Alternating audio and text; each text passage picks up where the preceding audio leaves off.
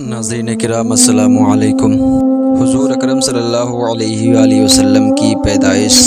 سے صرف 55 دن پہلے یمن کا بادشاہ ابرہہ ہاتھیوں کی فوج لے کر کعبہ ڈھانے کے لیے مکہ پر حملہ آور ہوا تھا۔ اس کا سبب یہ تھا کہ ابرہہ نے یمن کے دارالسلطنت صنعا میں ایک بہت ہی شاندار اور عالیشان گرجا گھر بنایا اور یہ کوشش کرنے لگا کہ عرب کے لوگ بجائے خانہ کعبہ کے یمن آ کر اس گرجا گھر کا حج کریں۔ جب مکہ والوں کو یہ معلوم ہوا تو قبیلہ کنانہ کا ایک شخص غیظ و غضب میں جل بھن کر یمن گیا اور وہاں کے گرجا گھر میں پاخانہ پھر کر اس کو نجاست سے لت پت کر دیا۔ جب ابرہہ نے یہ واقعہ سنا تو وہ طیش میں آپے سے باہر ہو گیا اور خانہ کعبہ کو ڈھانے کے لیے ہاتھیوں کی فوج لے کر مکہ پر حملہ کر دیا، اور اس کی فوج کے اگلے دستے نے مکہ والوں کے تمام اونٹوں اور دوسرے مویشیوں کو چھین لیا۔ اس میں 200 یا 400 اونٹ عبد المطلب کے بھی تھے۔ زرقانی عبد المطلب کو اس واقعہ سے بڑا رنج پہنچا، چنانچہ آپ اس معاملہ میں گفتگو کرنے کے لیے اس کے لشکر میں تشریف لے گئے۔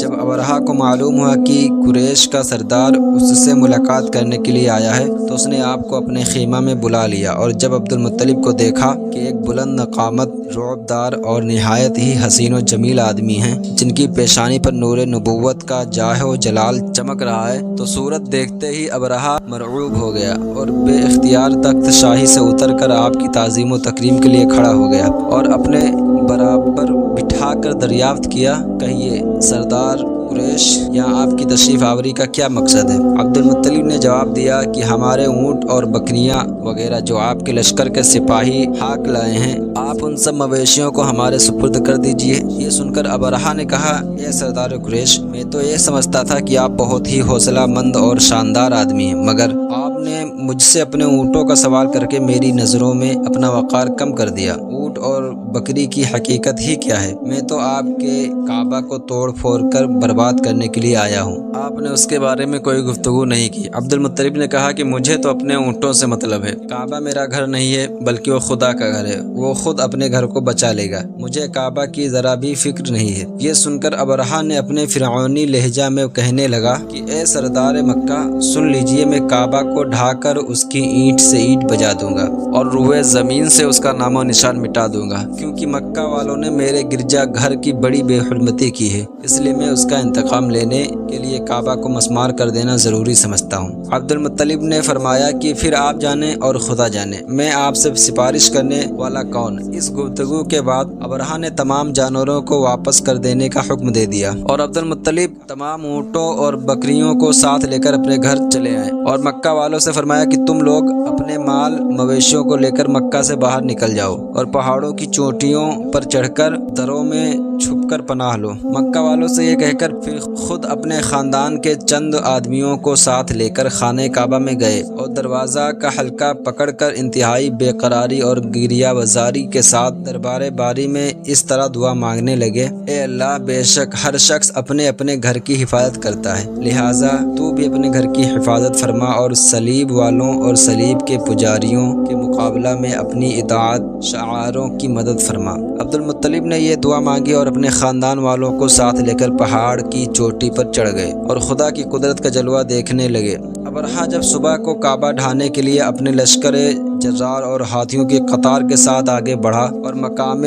مغمس میں پہنچا تو خود اس کا ہاتھی، جس کا نام محمود تھا، ایک دم بیٹھ گیا، ہر چند مارا اور بار بار للکارا مگر ہاتھی نہیں اٹھا۔ اسی حال میں قہر الہی ابابیل کی شکل میں نمودار ہوا اور ننھے ننھے پرندے جھنڈ کے جھنڈ، جن کی چونچ اور پنجوں میں تین تین کنکڑیاں تھیں، سمندر کی جانب سے حرم کعبہ کی طرف آنے لگے۔ ابابیلوں کے ان دل بادل لشکروں نے ابرہہ کی فوجوں پر اس زور و شور سے سنگ باری شروع کر دی کہ آن کی آن میں ابرہہ کے لشکر اور اس کے ہاتھیوں کے پرکچے اڑ گئے۔ ابابیل کی سنگ باری خداوند قہار و جبار کے قہر و غضب کی ایسی مار تھی کہ جب کوئی کنکڑی کسی فیل سوار کے سر پر پڑتی تھی تو اس آدمی کے بدن کو چیرتی ہوئی ہاتھی کے بدن سے پار ہو جاتی تھی۔ ابرہہ کی فوج کا ایک آدمی بھی زندہ نہیں بچا اور سب کے سب ابرہہ اور اس کے ہاتھیوں سمیت اسی طرح ہلاک و برباد ہو گئے کہ ان کے جسموں کی بوٹیاں ٹکڑے ٹکڑے ہو کر زمین پر بکھر گئیں۔ چنانچہ قرآن مجید کی سورہ فیل میں خداوند قدوس نے اس واقعہ کا ذکر کرتے ہوئے ارشاد فرمایا ہے الم تر کیف فعل ربک باصحاب الفیل الم یجعل کیدہم فی تضلیل وارسل علیہم طیرا ابابیل ترمیہم بحجارۃ من سجیل فجعلہم کعصف مأکول، یعنی اے محبوب کیا آپ نے نہ دیکھا کہ آپ کے رب نے ان ہاتھی والوں کا کیا حال کر ڈالا؟ کیا ان کے داؤں کو تباہی میں نہ ڈالا اور ان پرندوں کی ٹکڑیاں بھیجی تاکہ انہیں کنکر کے پتھروں سے مارے تو انہیں چبائے ہوئے بھوس جیسا بنا ڈالا۔ جب ابرہہ اور اس کے لشکروں کا یہ انجام ہوا تو عبد المطلب پہاڑ سے نیچے اترے اور خدا کا شکر ادا کیا۔ ان کی اس کرامت کا دور دور تک چرچا ہو گیا اور تمام اہل عرب ان کو ایک خدا رسیدہ بزرگ کی حیثیت سے قابل احترام سمجھنے لگے۔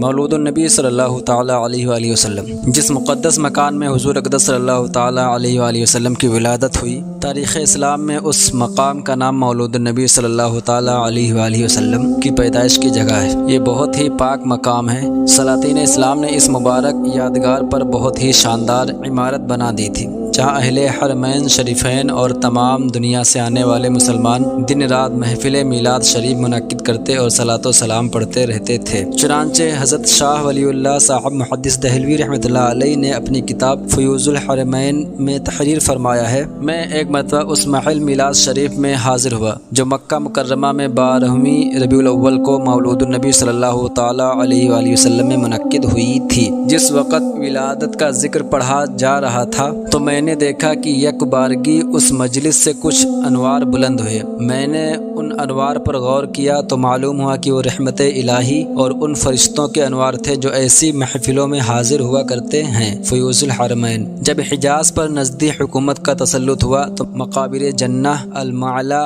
و جنت البقیع کے گنبدوں کے ساتھ ساتھ نجدی حکومت نے اس مقدس یادگار کو بھی توڑ پھوڑ کر مسمار کر دیا اور برسوں یہ مبارک مقام ویران پڑا رہا، مگر جب حضرت جون 1979 عیسوی میں اس مرکز خیر و برکت کی زیارت کے لیے حاضر ہوا تو انہوں نے اس جگہ ایک چھوٹی سی بلڈنگ دیکھی جو مکفل تھی۔ بعض عربوں نے بتایا کہ اب اس بلڈنگ میں ایک مختصر سی لائبریری اور ایک چھوٹا سا مکتب ہے۔ اب اس جگہ نہ میلاد شریف ہو سکتا ہے نہ صلاۃ و سلام پڑھنے کی اجازت ہے۔ انہوں نے اپنے ساتھیوں کے ساتھ بلڈنگ سے کچھ دور کھڑے ہو کر چپکے صلاۃ و سلام پڑھا اور ان پر ایسی رقت طاری ہوئی کہ کچھ دیر تک روتے رہے۔ سب سے پہلے حضور صلی اللہ تعالیٰ علیہ وآلہ وسلم نے ابو لہب کی لونڈی حضرت صوبیہ کا دودھ نوش فرمایا، پھر اپنی والدہ ماردہ حضرت آمنہ رضی اللہ تعالیٰ عنہا کے دودھ سے سیراب ہوتے رہے، پھر حضرت حلیمہ سعدیہ رضی اللہ تعالیٰ عنہا آپ کو اپنے ساتھ لے گئیں اور اپنے قبیلہ میں رکھ کر آپ کو دودھ پلاتی رہیں اور انہی کے پاس آپ صلی اللہ تعالیٰ علیہ وآلہ وسلم کے دودھ پینے کا زمانہ گزرا۔ شرفۂ عرب کی عادت تھی کہ وہ اپنے بچوں کو دودھ پلانے کے لیے گرد و نواح دیہاتوں میں بھیج دیتے تھے۔ دیہات کی صاف ستھری آب و ہوا میں بچوں کی تندرستی اور جسمانی صحت بھی اچھی ہو جاتی تھی اور وہ خالص اور فصیح عربی زبان بھی سیکھ جاتے تھے، کیونکہ شہر کی زبان باہر کے آدمیوں کے میل جول سے خالص اور فصیح و بلیغ زبان نہیں رہا کرتی۔ حضرت حلیمہ رضی اللہ تعالیٰ عنہا کا بیان ہے کہ میں بنی سعد کی عورتوں کے ہمراہ دودھ پینے والے بچوں کی تلاش میں مکہ کو چلی۔ اس سال عرب میں بہت سخت اکال پڑا ہوا تھا۔ میری گود میں ایک بچہ تھا، مگر فقر و فاقہ کی وجہ سے میری چھاتیوں میں اتنا دودھ نہ تھا جو اس کو کافی ہو سکے۔ رات بھر وہ بچہ بھوک سے تڑپتا اور روتا بلبلاتا رہتا تھا اور ہم اس کی دلجوئی اور دلداری کے لیے تمام رات بیٹھ کر گزارتے تھے۔ ایک اونٹنی بھی ہمارے پاس تھی مگر اس کے بھی دودھ نہ تھا۔ مکہ مکرمہ کے سفر میں جس کھچر پر میں سوار تھی وہ بھی اس قدر لاغر تھا کہ قافلہ والوں کے ساتھ نہ چل سکتا تھا۔ میرے ہمراہی بھی اس سے تنگ آ چکے تھے۔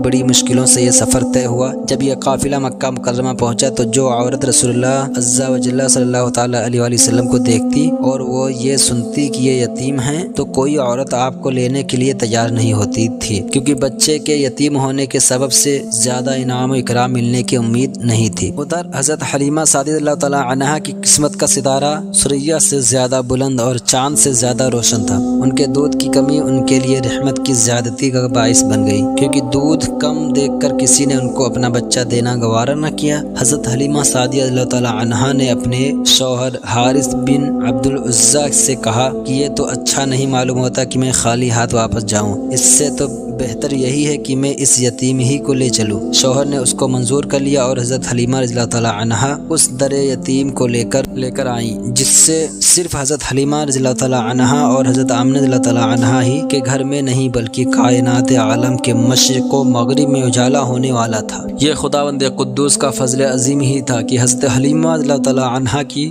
سوئی ہوئی قسمت بیدار ہو گئی اور سرور کائنات صلی اللہ تعالی علیہ وآلہ وسلم ان کی آغوش میں آ گئے۔ اپنے خیمہ میں لا کر جب دودھ پلانے بیٹھی تو باران رحمت کی طرح برکات نبوت کا ظہور شروع ہو گیا۔ خدا کی شان دیکھیے کہ حضرت حلیمہ رضی اللہ تعالی عنہا کے مبارک پستان میں اس قدر دودھ اترا کہ رحمت عالم صلی اللہ تعالی علیہ وآلہ وسلم نے بھی اور ان کے رضاعی بھائی نے بھی خوب شکم سیر ہو کر دودھ پیا اور دونوں آرام سے سو گئے۔ ادھر اونٹنی کو دیکھا تو اس کے تھن دودھ سے بھر گئے تھے۔ حضرت حلیمہ سعدیہ اللہ تعالی عنہا کے شوہر نے اس کا دودھ دہا اور میاں بیوی دونوں نے خوب سیر ہو کر دودھ پیا اور دونوں شکم سیر ہو کر رات بھر سکھ اور چین کی نیند سوئے۔ حضرت حلیمہ رضی اللہ تعالی عنہا کا شوہر حضور رحمت عالم صلی اللہ تعالی علیہ وآلہ وسلم کی یہ برکتیں دیکھ کر حیران رہ گیا اور کہنے لگا کہ حلیمہ تم بڑا ہی مبارک بچہ لائی ہو۔ حضرت حلیمہ رضی اللہ تعالی عنہا نے کہا کہ واقعی مجھے بھی یہی امید ہے کہ یہ نہایت ہی بابرکت بچہ اور خدا کی رحمت بن کر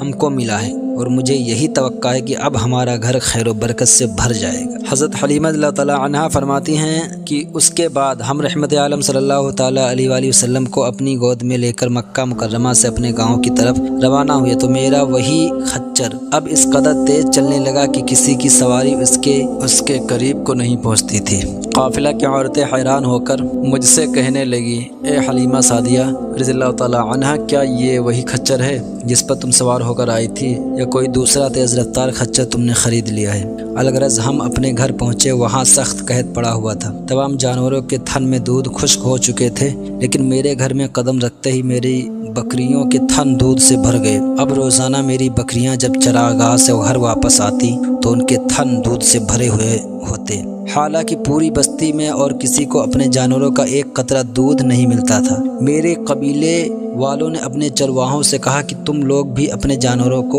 اسی جگہ چراؤ جہاں حلیمہ رضی اللہ تعالی عنہا کے جانور چرتے ہیں۔ چنانچہ سب لوگ اسی چراگاہ میں اپنے مویشی چرانے لگے جہاں میری بکریاں چرتی تھی، مگر یہاں تو چراگاہ اور جنگل کا کوئی عمل دخل ہی نہ تھا۔ یہ تو رحمت عالم صلی اللہ علیہ وسلم کے برکات نبوت کا فیض تھا جس کو میں اور میرے شوہر کے سوا میری قوم کا کوئی شخص نہیں سمجھ سکتا تھا۔ الغرض اسی طرح ہر دم ہر قدم پر ہم برابر آپ صلی اللہ تعالی علیہ وسلم کی برکتوں کا مشاہدہ کرتے رہے، یہاں تک کہ 2 سال پورے ہو گئے اور میں نے آپ کا دودھ چھڑا دیا۔ آپ صلی اللہ تعالی علیہ وآلہ وسلم کی تندرستی اور نشو نما کا حال دوسرے بچوں سے اتنا اچھا تھا کہ 2 سال میں آپ صلی اللہ تعالی علیہ وسلم خوب اچھے بڑے معلوم ہونے لگے۔ اب ہم دستور کے مطابق رحمت عالم صلی اللہ تعالی علیہ وآلہ وسلم کو ان کی والدہ کے پاس لائے اور انہوں نے حسب توفیق ہم کو انعام و اکرام سے نوازا۔ قاعدہ کے مطابق اب ہمیں رحمت عالم صلی اللہ تعالی علیہ وسلم کو اپنے پاس رکھنے کا کوئی حق نہیں تھا، مگر آپ صلی اللہ تعالی علیہ وآلہ وسلم کی برکت نبوت کی وجہ سے ایک لمحہ کے لیے بھی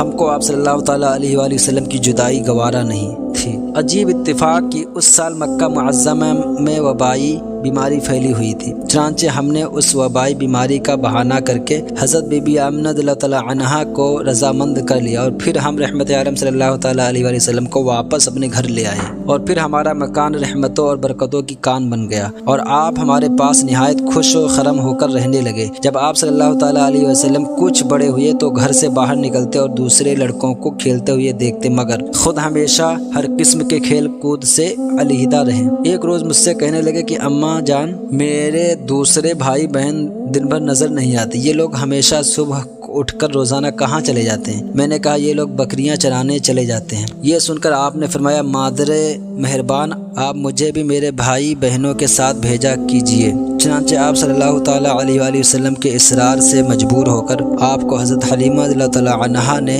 اپنے بچوں کے ساتھ چراگاہ جانے کی اجازت دے دی اور آپ روزانہ جہاں حضرت حلیمہ رضی اللہ تعالی عنہا کی بکریاں چرتی تھی تشریف لے جاتے رہے اور بکریاں چراگاہوں میں لے جا کر ان کی دیکھ بھال کرنا جو تمام انبیاء اور رسول علیہم الصلاۃ والسلام کی سنت ہے، آپ نے اپنے عمل سے بچپن ہی میں اپنی ایک خصلت نبوت کا اظہار فرما دیا۔ مداج النبوہ۔ شق صدر۔ ایک دن آپ صلی اللہ تعالیٰ علیہ وآلہ وسلم چراگاہ میں تھے کہ ایک دم حضرت حلیمہ رضی اللہ تعالیٰ عنہا کے ایک فرزند زمرہ دوڑتے اور ہانپتے کانپتے ہوئے اپنے گھر پر آئے اور اپنی ماں حضرت بی بی حلیمہ رضی اللہ تعالیٰ عنہا سے کہا کہ اماں جان بڑا غضب ہو گیا، محمد صلی اللہ علیہ وسلم کو 3 آدمیوں نے جو بہت ہی سفید لباس پہنے ہوئے تھے چٹ لٹا کر ان کا شکم پھاڑ ڈالا اور اسی حال میں ان کو چھوڑ کر میں بھاگا ہوا آیا ہوں۔ یہ سن کر حضرت حلیمہ رضی اللہ تعالیٰ عنہا اور ان کے شوہر دونوں بدحواس ہو کر گھبرائے ہوئے دوڑ کر جنگل میں پہنچے تو یہ دیکھا کہ آپ صلی اللہ تعالیٰ علیہ وآلہ وسلم بیٹھے ہوئے ہیں مگر خوف و ہراس سے چہرہ زرد اور اداس ہے۔ حضرت حلیمہ رضی اللہ تعالیٰ عنہا کے شوہر نے انتہائی مشفقانہ لہجے میں پیار سے چمکار کر پوچھا کہ بیٹا کیا بات ہے؟ آپ صلی اللہ تعالیٰ علیہ وآلہ وسلم نے فرمایا کہ 3 شخص جن کے کپڑے بہت ہی سفید اور صاف ستھرے تھے میرے پاس آئے اور مجھ کو چٹ لٹا کر میرا شکم چاک کر کے اس میں سے کوئی چیز نکال کر باہر پھینک دی اور پھر کوئی چیز میرے شکم میں ڈال کر شگاف کو سی دیا، لیکن مجھے ذرہ برابر بھی کوئی تکلیف نہیں ہوئی۔ یہ واقعہ سن کر حضرت حلیمہ رضی اللہ تعالیٰ عنہا اور ان کے شوہر دونوں بے حد گھبرائے اور شوہر نے کہا کہ حلیمہ رضی اللہ تعالیٰ عنہا مجھے ڈر ہے کہ ان کے اوپر شاید کچھ آسیب کا اثر ہے، لہٰذا بہت جلد تم ان کو ان کے گھر والوں کے پاس چھوڑ آؤ۔ اس کے بعد حضرت حلیمہ رضی اللہ تعالیٰ عنہا آپ کو لے کر مکہ مکرمہ آئیں کیونکہ انہیں اس واقعہ سے یہ خوف پیدا ہو گیا تھا کہ شاید اب ہم کما حق ہو ان کی حفاظت نہ کر سکیں گے۔ حضرت حلیمہ رضی اللہ تعالیٰ عنہا نے جب مکہ معظمہ پہنچ کر آپ صلی اللہ تعالیٰ علیہ وآلہ وسلم کی والدہ ماردہ رضی اللہ تعالیٰ عنہا کے سپرد کیا تو انہوں نے دریافت فرمایا، اے حلیمہ رضی اللہ تعالیٰ عنہا تم تو بڑی خواہش اور چاہ کے ساتھ میرے بچے کو اپنے گھر لے گئی تھی، پھر اس قدر جلد واپس لے آنے کی وجہ کیا ہے؟ جب حضرت حلیمہ رضی اللہ تعالیٰ عنہا نے شکم چاک کرنے والا واقعہ بیان کیا اور آسیب کا شبہ ظاہر کیا تو حضرت بی بی آمنہ رضی اللہ تعالیٰ عنہا نے فرمایا کہ ہرگز نہیں، خدا کی قسم میرے نور نظر پر ہرگز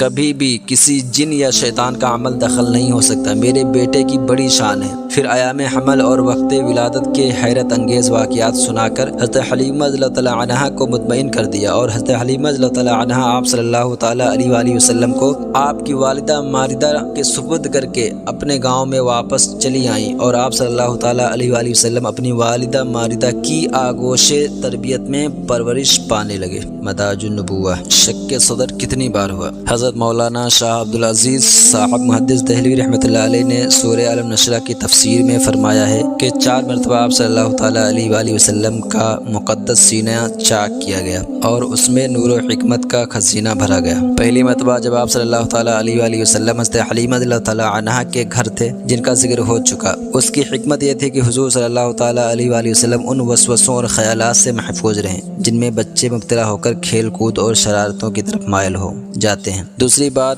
10 برس کی عمر میں ہوا تاکہ جوانی کی پر آشوب شہوتوں کے خطرات سے آپ بے خوف ہو جائیں۔ تیسری بار غار حرا میں شق صدر ہوا اور آپ صلی اللہ تعالیٰ علیہ وآلہ وسلم کے قلب میں نور سکینہ بھر دیا گیا تاکہ آپ وحی الہی کے عظیم اور بڑے بوجھ کو برداشت کر سکیں۔ چوتھی مرتبہ شب معراج میں آپ صلی اللہ تعالیٰ علیہ وآلہ وسلم کو مبارک سینہ چاک کر کے نور و حکمت کے خزانوں سے معمور کیا گیا تاکہ آپ کے قلب مبارک میں اتنی وسعت اور صلاحیت پیدا ہو جائے کہ آپ دیدار الہی عز و جل کی تجلیوں اور کلام ربانی کی ہیبتوں اور عظمتوں کے متحمل ہو سکیں۔ ام ایمن حضور اقدس صلی اللہ تعالیٰ علیہ وآلہ وسلم حضرت حلیمہ رضی اللہ تعالیٰ عنہا کے گھر سے مکہ مکرمہ پہنچ گئے اور اپنی والدہ محترمہ کے پاس رہنے لگے تو حضرت ام ایمن جو آپ کے والد ماجد کی باندی تھیں، آپ صلی اللہ تعالیٰ علیہ وآلہ وسلم کی خاطرداری اور خدمت گزاری میں دن رات جی جان سے مصروف رہنے لگی۔ ام ایمن کا نام برکت ہے، یہ آپ صلی اللہ تعالیٰ علیہ وآلہ وسلم کو آپ کے والد رضی اللہ تعالیٰ عنہا سے میراث میں ملی تھی۔ یہی آپ کو کھانا کھلاتی تھیں، کپڑے پہناتی تھی، آپ کے کپڑے دھویا کرتی تھی۔ آپ صلی اللہ تعالیٰ علیہ وآلہ وسلم نے اپنے آزاد کردہ غلام حضرت زید بن حارثہ رضی اللہ تعالیٰ عنہا سے ان کا نکاح کر دیا تھا جن سے حضرت اسامہ بن زید رضی اللہ تعالیٰ عنہ پیدا ہوئے۔ بچپن کی ادائیں حضرت حلیمہ رضی اللہ تعالیٰ عنہا کا بیان ہے کہ آپ صلی اللہ تعالیٰ علیہ وآلہ وسلم کا گہوارہ یعنی جھولا فرشتوں کے ہلانے سے ہلتا تھا اور آپ بچپن میں چاند کی طرف انگلی اٹھا کر اشارہ فرماتے تھے تو چاند آپ صلی اللہ تعالیٰ علیہ وآلہ وسلم کی انگلی کے اشاروں پر حرکت کرتا تھا۔ جب آپ کی زبان کھلی تو سب سے اول جو کلام آپ کی زبان مبارک سے نکلا وہ یہ تھا کہ اللہ اکبر اللہ اکبر الحمدللہ رب العالمین و سبحان اللہ بکرۃ و اصیلا۔ بچوں کی عادت کے مطابق کبھی بھی آپ صلی اللہ تعالیٰ علیہ وآلہ وسلم نے کپڑوں میں بول براز نہیں فرمایا، بلکہ ہمیشہ ایک معین وقت پر رفع حاجت فرماتے۔ اگر کبھی آپ صلی اللہ تعالیٰ علیہ وآلہ وسلم کی شرمگاہ کھل جاتی تو آپ رو رو کر فریاد کرتے، اور جب تک شرمگاہ نہ چھپ جاتی آپ کو چین اور قرار نہیں آتا تھا، اور اگر شرمگاہ چھپانے میں مجھ سے کچھ تاخیر ہو جاتی تو غیب سے کوئی آپ کی شرمگاہ چھپا دیتا۔ جب آپ صلی اللہ تعالیٰ علیہ وآلہ وسلم اپنے پاؤں پر چلنے کے قابل ہوئے تو باہر نکل کر بچوں کو کھیلتے ہوئے دیکھتے، مگر خود کھیل کود میں شریک نہیں ہوتے تھے۔ لڑکے آپ کو کھیلنے کے لیے بلاتے تو آپ فرماتے کہ میں کھیلنے کے لیے نہیں پیدا کیا گیا۔ حضرت آمنہ رضی اللہ تعالیٰ عنہا کی وفات۔ حضور اقدس صلی اللہ تعالیٰ علیہ وآلہ وسلم کی عمر شریف جب 6 برس کی ہو گئی تو آپ کی والدہ ماجدہ رضی اللہ تعالیٰ عنہا آپ صلی اللہ تعالیٰ علیہ وآلہ وسلم کو ساتھ لے کر مدینہ منورہ آپ کے دادا کے ننھیال بنو عدی بنو نجار میں رشتہ داروں کی ملاقات یا اپنے شوہر کی قبر کی زیارت کے لیے تشریف لے گئیں۔ حضور صلی اللہ تعالیٰ علیہ وآلہ وسلم کے والد مارد کی باندی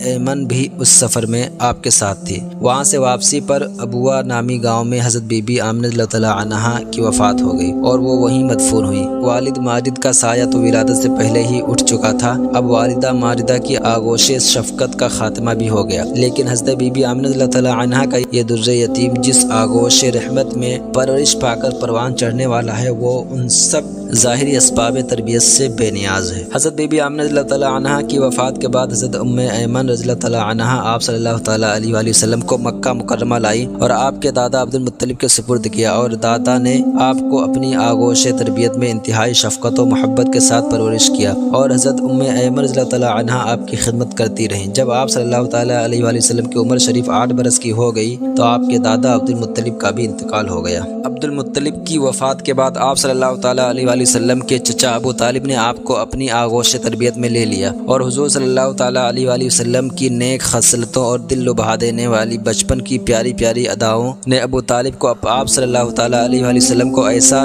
گرویدہ بنا دیا کہ مکان کے اندر اور باہر ہر وقت آپ کو اپنے ساتھ ہی رکھتے، اپنے ساتھ کھلاتے پلاتے، اپنے پاس ہی آپ کا بستر بچھاتے، اور ایک لمحہ کے لیے بھی کبھی اپنی نظروں سے اوجھل نہیں ہونے دیتے تھے۔ ابو طالب کا بیان ہے کہ میں نے کبھی بھی نہیں دیکھا کہ حضور صلی اللہ تعالیٰ علیہ وآلہ وسلم کسی وقت بھی کوئی جھوٹ بولے ہو، یا کبھی کسی کو دھوکہ دیا ہو، یا کبھی کسی کو کوئی ایذا پہنچائی ہو، یا بیہودہ لڑکوں کے پاس کھیلنے کے لیے گئے ہو، یا کبھی کوئی خلاف تہذیب بات کی ہو۔ ہمیشہ انتہائی خوش اخلاق، نیک اطوار، نرم گفتار، بلند کردار اور اعلیٰ درجہ کے پارسا اور پرہیزگار رہیں۔ شرح زرقانی۔ ایک مرتبہ ملک عرب میں انتہائی خوفناک قحط پڑ گیا۔ اہل مکہ نے بتوں سے فریاد کرنے کا ارادہ کیا، مگر ایک حسین و جمیل بوڑھے نے مکے والوں سے کہا کہ اے اہل مکہ، ہمارے اندر ابو طالب موجود ہیں جو بانی کعبہ حضرت ابراہیم خلیل اللہ علیہ السلام کی نسل سے ہیں، اور کعبہ کے متولی اور سجادہ نشین بھی ہیں۔ ہمیں ان کے پاس چل کر دعا کی درخواست کرنی چاہیے۔ چنانچہ سرداران عرب ابو طالب کی خدمت میں حاضر ہوئے اور فریاد کرنے لگے کہ اے ابو طالب، قحط کی آگ نے سارے عرب کو جھلسا رکھا ہے، جانور گھاس پانی کے لیے ترس رہے ہیں، اور انسان دانہ پانی نہ ملنے سے تڑپ تڑپ کر دم توڑ رہے ہیں۔ قافلوں کی آمد و رفت بند ہو چکی ہے اور ہر طرف بربادی و ویرانی کا دور دورہ ہے۔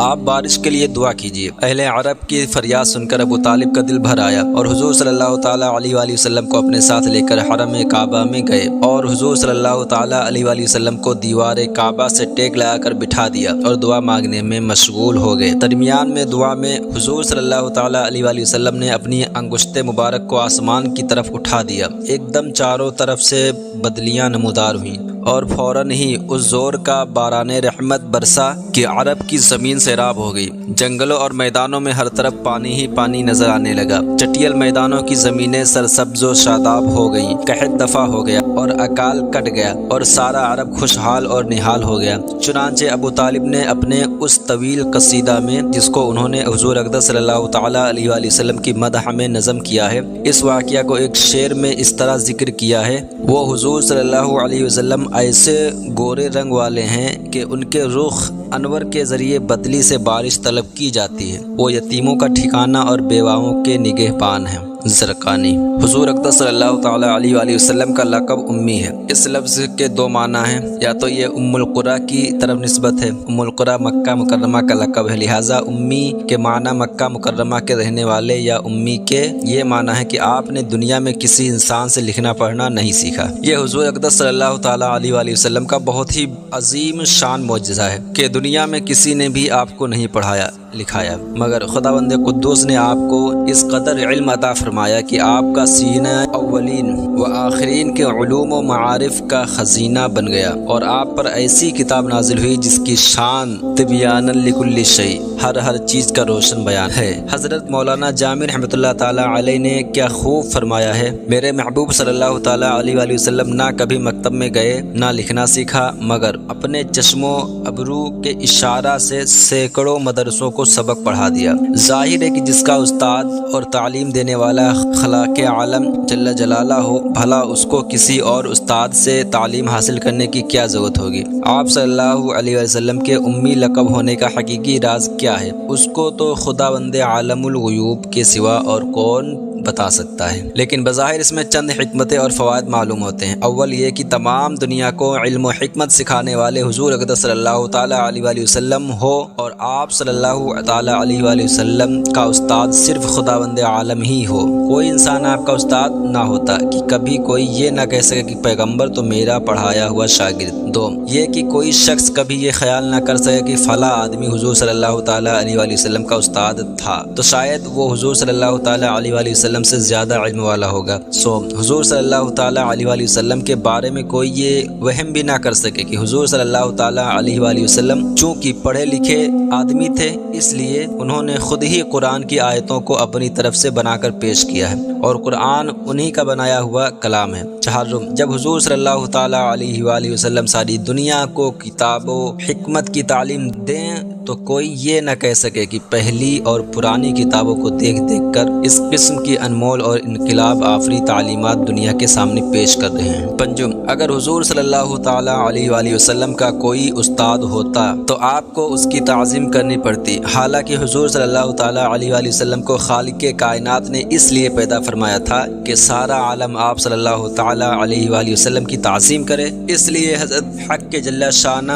نے اس کو گوارا نہیں فرمایا کہ میرا محبوب کسی کے آگے زانوے تلمستہ کرے اور کوئی اس کا استاد ہو۔ جب حضور صلی اللہ تعالیٰ علیہ وآلہ وسلم کی عمر شریف 12 برس کی ہوئی تو اس وقت ابو طالب نے تجارت کی غرض سے ملک شام کا سفر کیا۔ ابو طالب کو چونکہ حضور صلی اللہ تعالیٰ علیہ وآلہ وسلم سے بہت ہی والہانہ محبت تھی، اس لیے وہ آپ کو بھی اس سفر میں اپنے ہمراہ لے گئے۔ حضور اقدس صلی اللہ تعالیٰ علیہ وآلہ وسلم نے اعلان نبوت سے قبل 3 بار تجارتی سفر فرمایا، 2 مرتبہ ملک شام گئے اور 1 بار یمن تشریف لے گئے۔ یہ ملک شام کا سفر پہلا سفر ہے۔ اس سفر کے دوران بصرہ میں بحیرہ راہب عیسائی سادھو کے پاس آپ کا قیام ہوا۔ اس نے تورات و انجیل میں بیان کی ہوئی نبی آخر الزماں کی نشانیوں سے آپ صلی اللہ تعالیٰ علیہ وآلہ وسلم کو دیکھتے ہی پہچان لیا، اور بہت عقیدت اور احترام کے ساتھ اس نے آپ کے قافلہ والوں کی دعوت کی اور ابو طالب سے کہا کہ یہ سارے جہان کے سردار اور رب العالمین کے رسول ہیں، جس کو خدا عز و جل نے رحمت للعالمین بنا کر بھیجا ہے۔ میں نے دیکھا ہے کہ شجر و حجران ان کو سجدہ کرتے ہیں اور بادل ان پر سایہ کرتا ہے، اور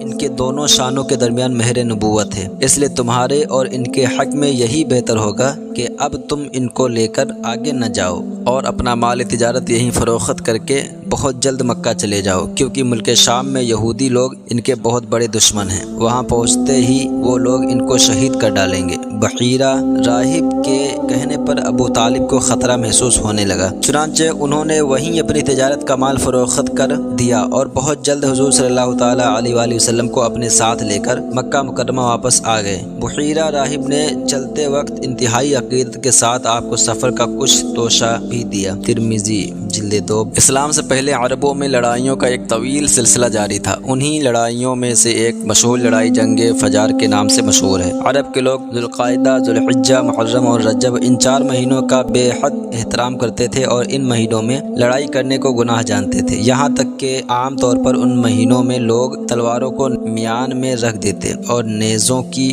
برچھیاں اتار لیتے تھے، مگر اس کے باوجود کبھی کبھی کچھ ایسے ہنگامی حالات درپیش ہو گئے کہ مجبوراً ان مہینوں میں بھی لڑائیاں کرنی پڑی، تو ان لڑائیوں کو اہل عرب حروب فجار، گناہ کی لڑائیاں کہتے تھے۔ سب سے آخری جنگ فجار جو قریش اور قیس کے قبیلوں کے درمیان ہوئی، اس وقت حضور صلی اللہ تعالیٰ علیہ وآلہ وسلم کی عمر شریف 20 برس کی تھی۔ چونکہ قریش اس جنگ میں حق پر تھے، اس لیے ابو طالب وغیرہ اپنے چچاؤں کے ساتھ آپ نے بھی اس جنگ میں شرکت فرمائی، مگر کسی پر ہتھیار نہیں اٹھایا، صرف اتنا ہی کیا کہ اپنے چچاؤں کو تیر اٹھا اٹھا کر دیتے رہے۔ اس لڑائی میں پہلے قیس پھر قریش غالب آئے اور آخر کار صلح پر اس لڑائی کا خاتمہ ہو گیا۔ سیرت ابن حشام۔